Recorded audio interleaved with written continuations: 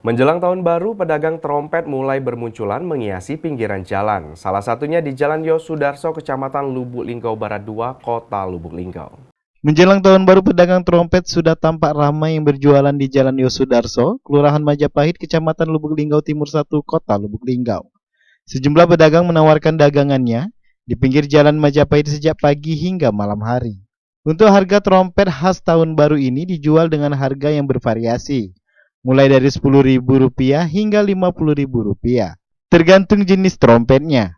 Bentuk dan ukuran juga beragam, ada jenis naga dan jenis lainnya. Joni, pedagang trompet di Kota Lubuk Linggau, mengatakan, mulai berdagang sudah sejak tanggal 23 kemarin.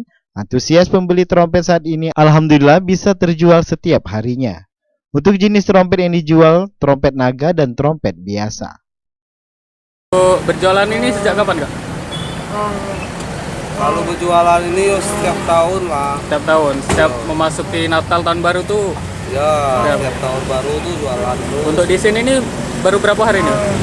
Kalau di sini kalau ada 4 hari 5 hari ini.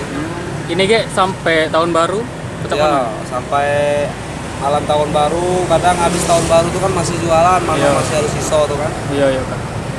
Untuk yang dijual ke ini apa, Kak?